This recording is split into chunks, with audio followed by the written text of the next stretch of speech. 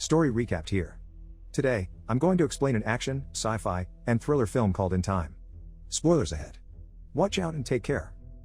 In the future, humans have been genetically modified to stop aging at 25. The only caveat is when humans get to age 25, they only have 1 year left to live. A person's life is shown on their forearm with a timer, and time is now the world's currency. The rich can basically live forever, while the poor live their lives paycheck to paycheck, literally. Will wakes up and sees he has less than 24 hours left. He heads down and greets his mother, Rachel, who is celebrating her 50th birthday. Their celebration is cut short when they start talking about finances. Rachel says she has 3 days left on her time and reminds Will of bills and loans they need to pay. Will reassures her that he'll come up with the money. Rachel says she'll be away for 2 days working and she'll pay a loan. She tells Will he has to meet with her at a bus station so he can give her more time. She then hands Will 30 minutes so he can pay for a decent lunch. Will kisses her goodbye before heading to work. On his way to work, Will runs into a kid, Maya. She asks for a minute and Will happily gives her 5 minutes and sends her away smiling. He arrives at work and meets with his friend Borel. Will works at a factory making time storage devices. After a hard day's work, he clocks out and gets paid. He sees that his payment is lacking and demands more, but the distributor says the quota has increased and Will didn't reach it. Will later heads to a local bar and some men invite him to gamble, but he turns him down, but not after reminding one of the men he owes Will an hour. Will takes the hour and meets with Borel. Borel is drunk, pointing to someone who's been buying drinks for everyone. He says the man has over a century in his time. Will spots someone eyeing the man, and he decides to inform the man, Henry, that somebody is watching him. Will tells the man to leave as he's attracting too much attention, but the man refuses. A group of men enters and everyone at the bar is suddenly rushing out.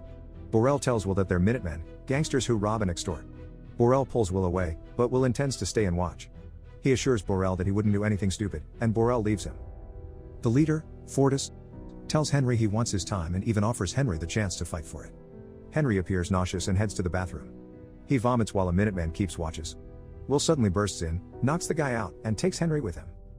Will and Henry run out and Fortis and his men chase after them. They manage to escape after climbing over a gate and hiding inside an abandoned building.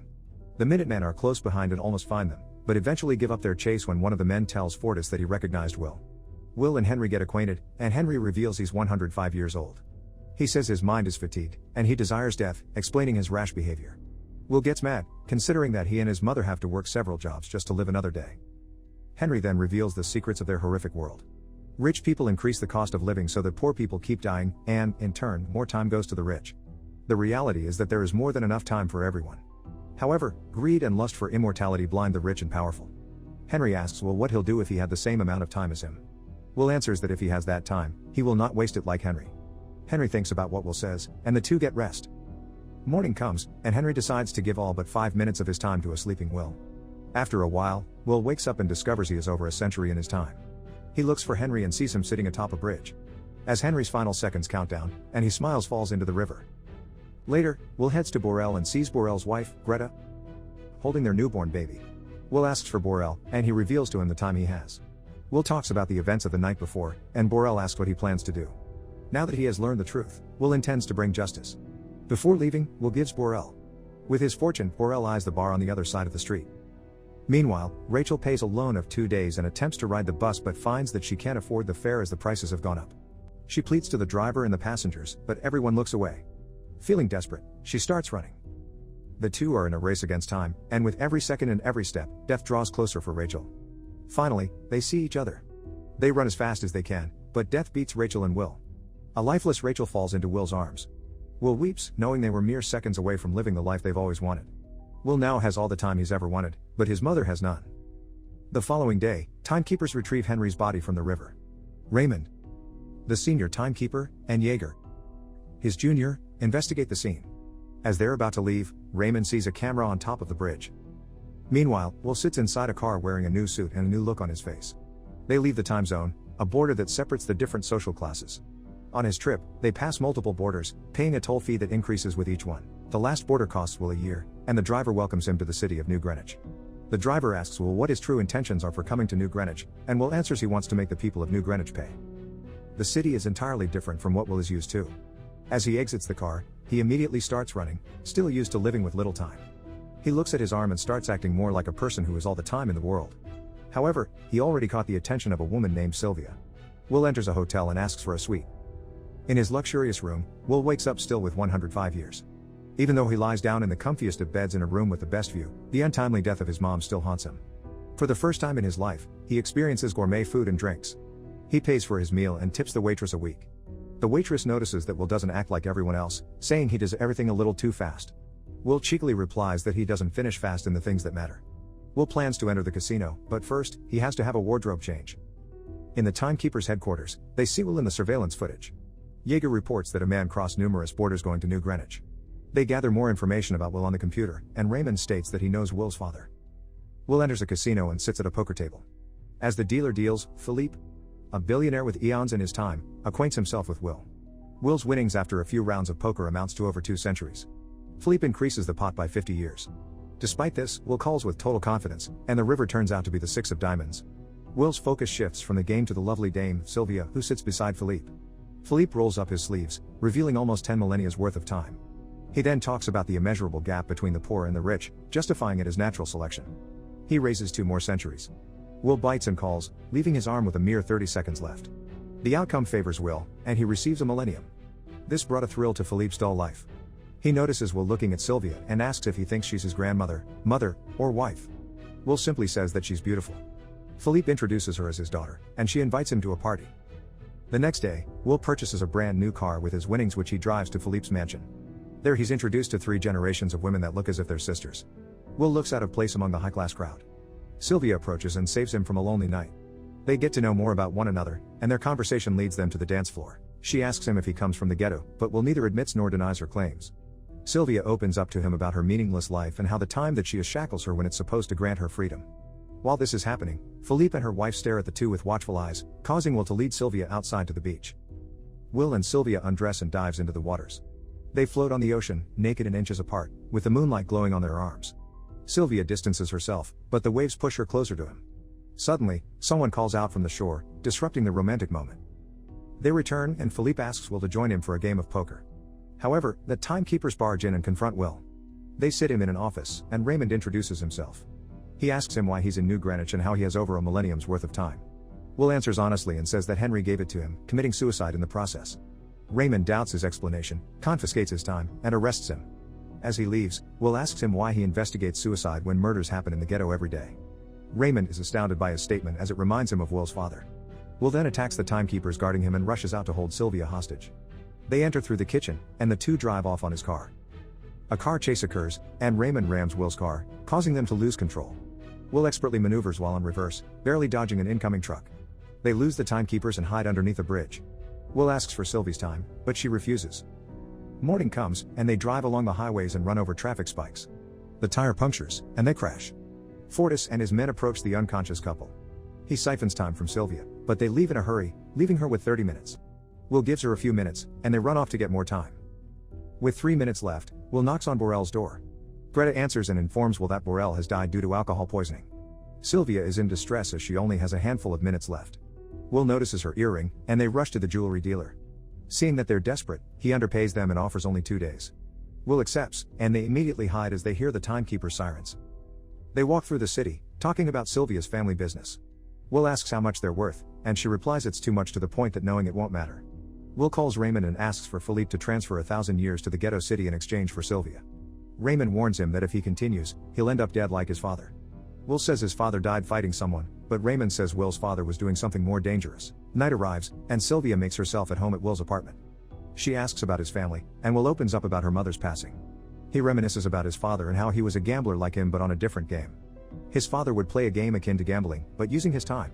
His father won a lot, but his acts of generosity caused his death.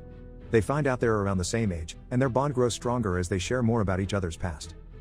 Morning comes, and he observes if Philippe holds up his end of the deal. Will sees no time transfers, leaving Sylvia disappointed with her father. Despite not receiving the time, Will still intends to let Sylvia go.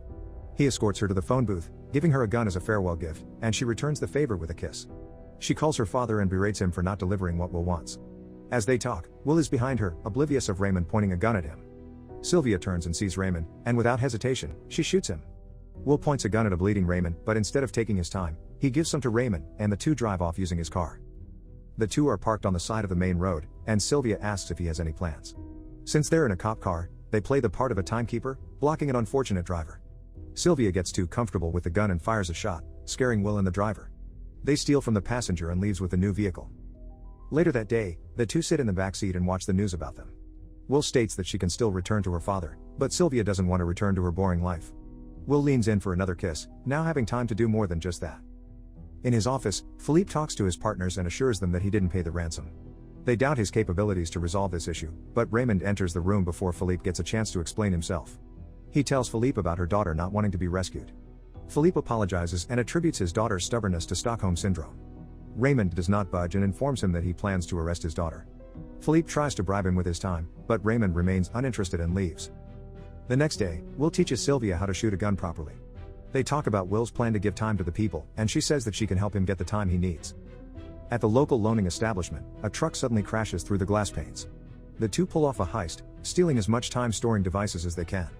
They encourage the borrowers to get as much time as they want, and they all come rushing in. Later that day, Will gives time to Greta, Maya, and even the timeline distributor who gives people time as charity. Fortis continues to harass and kill people for time. He then sees on display a reward for 10 years for the capture of Will and Sylvia. Meanwhile, Philippe watches the news about his daughter's continuous pursuits to steal from him. Later that night, Raymond and the timekeepers surround a motel where the two stay in. Will and Sylvia notice they're surrounded, so they jump out the window to escape. Raymond chases after them through the streets and the dark alleyways. They make their way up the roofs, and a shootout commences. They manage to board a bus, losing Raymond. Fortis continues his search for Will and Sylvia. He interrogates a group, threatening to steal their time. When one dies, a man steps up and says he has information about their whereabouts. At the motel, the two sit on the couch together, talking about the challenges they're about to face. They both accept that if they get caught, they will die. At the period they've spent together, and at every time they almost died, Sylvia felt more alive than ever. Suddenly, the door gets knocked down by Fortis and his men. Feeling generous, Fortis gives Will a chance to play for his life. Fortis rolls up his sleeve for a game of strongarm, and Will accepts his challenge. Will struggles up to his final seconds, then, he turns it around when Fortis loses focus. His subordinates approach the table, and the fear in his eyes grows. Will grabs a gun from his ankle and shoots everyone while siphoning Fortis dry. Will and Sylvia stand on a rooftop, observing how prices keep rising. Will feels hopeless, saying that the rich will just increase the cost of living every time they steal. He says that only 1,000,000 years will make a difference. Sylvia agrees, but she has a plan in mind. The next day, Philippe enters a building with a plethora of bodyguards surrounding him. Sylvia catches their attention and asks for this father. Among the guards is Will, who points a gun directly at Philippe's head. He commands the guards to put their weapons down, and they take Philippe hostage. In his office is a time vault, and in there sits a device with 1,000,000 years. Philippe tries to explain that society will fail if that time falls to the wrong hands. He says that there will always be someone willing to sacrifice people for a shot at immortality. Will cannot contain his anger and points a gun at him, but he recoups his calmness. Will tells Philippe that immortality is not worth the life of even a single individual. The two then leave. Meanwhile, police vehicles start to barricade the main road. The timekeepers shoot at Will and Sylvia's car, but they miraculously get through unharmed, ramming the toll booth to cross the border. Raymond doesn't give up and chases after them. They arrive at the ghetto, and as they're about to reach safety, Raymond intercepts and crashes into them. Will exits unscathed and asks Maya to distribute the 1,000,000 years. Raymond points a gun at the two, but the clamoring crowd blocks his line of sight, allowing for them to escape. Raymond hijacks a car, and the chase continues. Finally, they clash in the middle of the road. Raymond admits that he's also from the ghetto, and as he learned how to escape from poverty, his eyes were also open to the hard truth that the gap between the rich and the poor has to be maintained. As they talk, Raymond realizes that his time is up. He dies on the spot, and the two try to find a way to replenish theirs. In the distance is Raymond's car. They run towards it with seconds on their clock. Will gets there first and receives his time. He then runs to Sylvie, who has seconds left. The two run into each other's arms in the nick of time, and the two get to live for another day. Citizens are now crossing borders into more expensive zones. The Minutemen watch on as their societal hierarchy begins collapsing. Sylvie and Will continue their routine, this time making their way to a massive time bank. Subscribe to watch more videos like this. Turn on notifications. And leave a like, it really helps the channel out. Thank you for watching.